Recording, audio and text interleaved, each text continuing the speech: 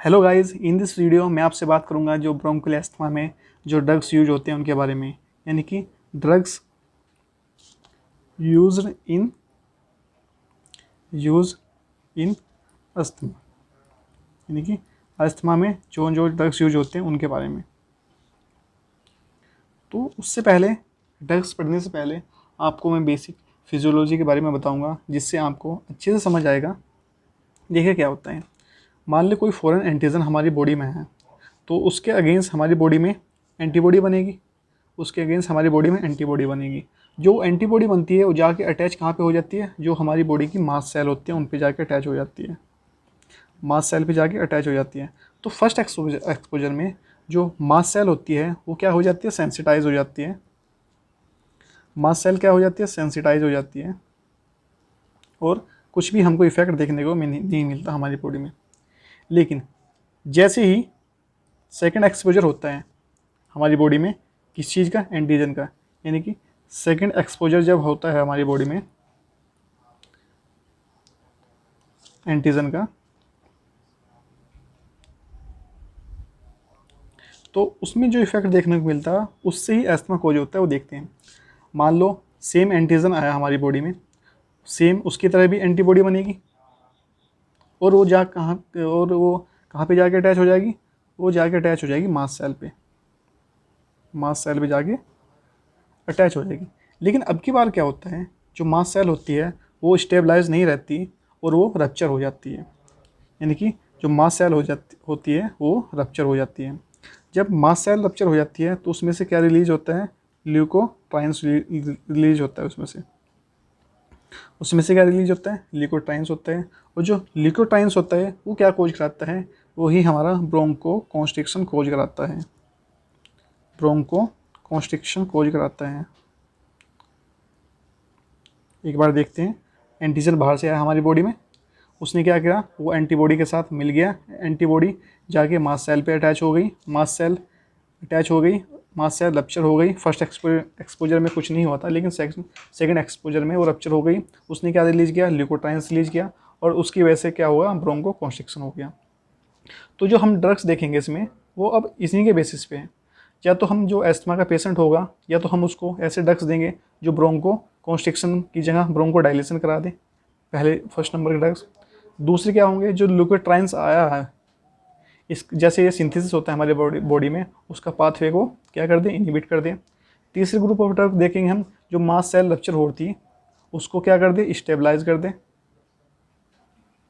या फिर फोर्थ देखेंगे, जो यहाँ पे एंटीजन और एंटीबॉडी का इंटरेक्शन होता है, हम इसको ही नहीं होने दें, यानी कि मोनोक्लोनल एंटीबॉडी बना दें हम। मोनोक्लोनल एंटीबॉडी, मोनोक्लोनल एंटीबॉडी बना दें। तो हम 4 ग्रुप ऑफ ड्रग देखेंगे। सबसे पहले ब्रोंको, जो ब्रोंको कॉन्स्ट्रिक्शन हो गया उसको ब्रोंको डायलेटर सही कराएगा, यानी कि ब्रोंको डायलेटर।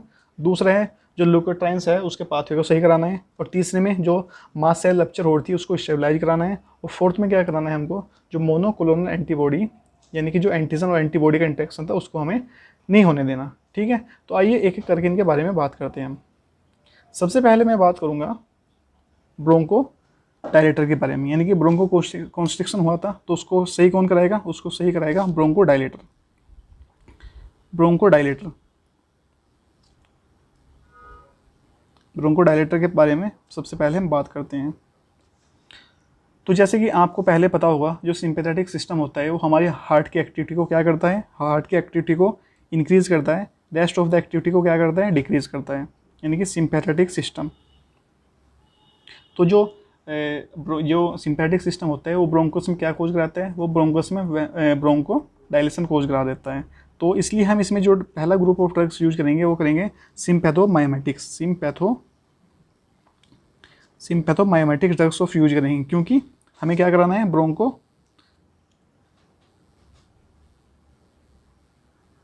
डायलेशन हमें कराना है। वो कौन कोज कराएगा, वो कोज कराएगा हमारे सिम्पैथोमाइमेटिक ड्रग्स। तो इसमें जो ड्रग्स होते हैं वो होते हैं बीटा-2 एगोनिस्ट। कौन कौन से होते हैं वो, सालबुटामोल,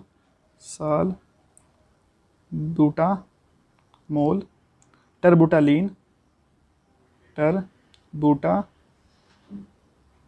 लीन, साल्मिट्रोल और लास्ट ग्रुप होता है फॉर्मिट्रोल। लास्ट ड्रग कौन सा होता है? फॉर्मिटीरोल। तो जितने भी ड्रग्स हैं ये सब कौन से रूट से देते हैं? हम सब इनको देते हैं इनहेलेशन रूट से देते हैं। और ये जो स्टार्टिंग के दो होते हैं ये होते हैं शॉर्ट एक्टिंग, और जो ये निचले वाले होते हैं ये होते हैं लॉन्ग एक्टिंग। तो जो शॉर्ट एक्टिंग होते हैं तो हम इनको किस में यूज कर सकते हैं? हम इनको एक्यूट अटैक में यूज कर सकते हैं, एक्यूट अटैक में हम इनको यूज कर सकते हैं। और जो लॉन्ग एक्टिंग है इनको हम प्रोफाइलैक्सिस में यूज कर सकते हैं, यानी कि प्रोफाइलैक्सिस में हम इनको यूज कर सकते हैं। अब जो हमने दिया सिम्पैथोमाइमेटिक्स, तो ऐसा तो होता नहीं कि कोई भी ड्रग्स के साइड इफ़ेक्ट ना हो। तो इन जो ड्रग्स पढ़े हमने इनके कुछ साइड इफ़ेक्ट भी होते हैं। साइड इफ़ेक्ट होते हैं उनके, उसको हम कैसे याद रख सकते हैं?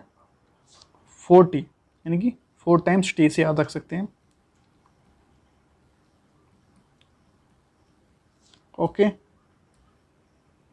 4T से हम उनको याद रख सकते हैं।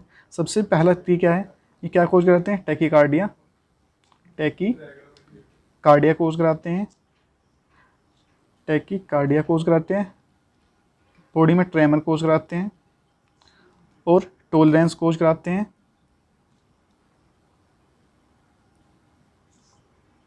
और टी वेव चेंजेस,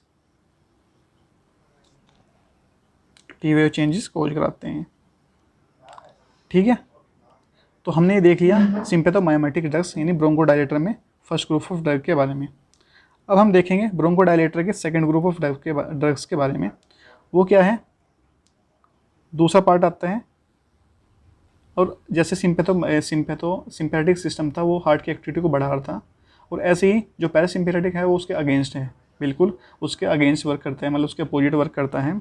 तो उसमें हम क्या यूज कर देते हैं? सिम्पैथोमाइमेटिक्स। तो इसमें हम क्या यूज करेंगे? पैरासिम्पैथोलाइटिक्स। तो हम इसमें यूज करेंगे पैरासिम्पैथो, इसमें जो हम यूज करेंगे वो करेंगे पैरासिम्पैथोलाइटिक्स ड्रग्स हम इसमें यूज करेंगे। कौन कौन से ड्रग्स होते हैं? Mainly M3 blocker, M3 blockers कौन कौन से होते हैं? इप्राट्रोपियम और टाइट्रोपियम, यानी कि इप्राट्रोपियम और होता है टायोट्रोपियम, हम इसमें यूज करेंगे। ये भी जो दोनों ड्रग्स होते हैं वो कौन से रूट से देते हैं? इनहेलेशन रूट से देते हैं। और ये जो पैरासिम्पैथोलाइटिक्स ड्रग्स होते हैं ये ड्रग ऑफ चॉइस होते हैं कौन से पेशेंट के अंदर? जिस पेशेंट को हम बीटा ब्लॉकर थेरेपी दे रहे हो या चल रही हो, जिसकी बीटा ब्लॉकर थेरेपी जिस पेशेंट की चल रही हो, तो ड्रग ऑफ चॉइस होते हैं इप्राट्रोपियम और टाइट्रोपियम। अब हम थर्ड के बारे में बात करेंगे। थर्ड है ब्रोंकोडायलेटर में फॉस्फोडाइस्ट्रेज इनहिबिटर, फॉस्फोडाइस्ट्रेज इनहिबिटर। पहले क्या करें? पहले थोड़ा इसमें जो ड्रग्स आते हैं पहले उनके बारे में देख लेते हैं। इसमें जो ड्रग्स आते हैं वो आते हैं थियोफाइलिन एंड द अमाइनोफिलिन,